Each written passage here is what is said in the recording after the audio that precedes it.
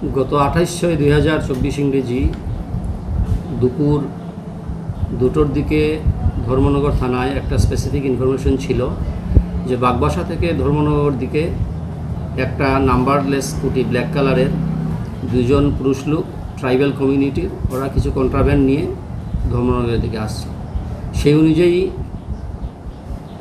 ধর্মনগর থানায় একটা GD entry হয় এবং ওসিকে ইনফর্ম করা হয়। ওসি এসপিকে ইনফর্ম করে অ্যাজ পার ফর্মালিটিস এই কেসের যিনি কমপ্লেইনেন্ট সাবসিকুয়েন্টলি যিনি কমপ্লেইন ফাইল করেছিলেন উনি সহ বিশ্বাস সাহা সহ ওসি এবং অন্যান্যরা স্টাফরা ওই সময় ধর্মনগর থানা থেকে বেরিয়ে কামেশ্বর রাধারমণ আশ্রমের সামনে ওনারা যান এবং সেই অনুযায়ী অ্যাজ পার ইনফরমেশন যা ছিল কিছু সময় পরে দুজন লোক একটা স্কুটিতে নাম্বারলেস স্কুটি ব্ল্যাক কালারে আসে ওই জায়গাতে এবং তাদেরকে ডিটেইন করা হয়। সেই অনুযায়ী পুলিশ এদেরকে জিজ্ঞাসাবাদ করে ওদের নাম জানে, একজন রেলসি হালাম আর আরেকজন থাংলিয়ানমণি হালাম। ওদেরকে জিজ্ঞাসাবাদের পরে ডিটেইন করার পরে এসডিপিও সাহেব ওই জায়গাতে আসেন এবং এনডিপিএস কেসের যে ফর্মালিটিস থাকে অথরাইজেশন রিসার্চ এগুলো সব ফর্মালিটিস সেরে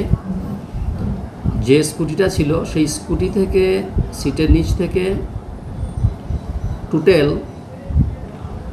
17,100 ইয়াবা ট্যাবলেট উদ্ধার করে পুলিশ এবং এগুলো সিজ করে একটা স্পেসিফিক এফআইআর বিশ্বাস সাহা ধর্মনগর থানাতে দেন। এই কেসটা যেটা রেজিস্ট্রি হয়েছিল এটা 2024 DMN 053 ডেটেড 28/6/2024, যেটা কেসটা রেজিস্ট্রি হয়েছিল আন্ডার সেকশন 21C, সেকশন 25, 29 এবং 32 অফ দ্য NDPS অ্যাক্ট। এই কেসে ইনভেস্টিগেটিং অফিসার প্রাথমিক তদন্তে যে কন্ট্রাব্যান্ডটা সিজ হয়েছিল সেটাকে প্রিলিমিনারি টেস্ট করে এটা ইয়াবা ট্যাবলেট হিসেবে পাওয়া যায় এবং পরবর্তী সময় ফরেন্সিকে পাঠানোর পরে ফরেন্সিক থেকে রিপোর্ট আসে এটা সত্যিই ইয়াবা ট্যাবলেট।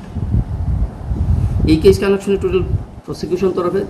12 জনকে এক্সামিন করা হয় এবং সাক্ষ্যবাক্যর মধ্যে ইম্পর্টেন্ট ছিল SFSL এর যে এক্সপার্ট সুমন কুমার চক্রবর্তী এবং কমপ্লেইনেন্ট এবং সিজার উইটনেস। এই কেসের সাক্ষী শেষ হওয়ার পরে গত 25 তারিখে আর্গুমেন্ট হিয়ারিং হয় কোর্টে এবং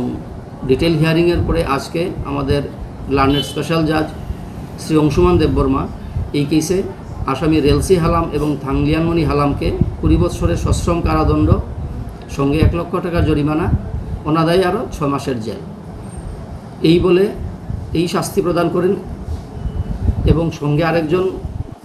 আসামি ইনভেস্টিগেশনে রিভিল হয়েছিল যার নাম রাধামানিক হালাম, সে অন্যান্য কেসেও জড়িত ছিল কিন্তু ওর বিরুদ্ধে স্পেসিফিক কোনো কেস প্রমাণিত না হওয়ার কারণে ওকে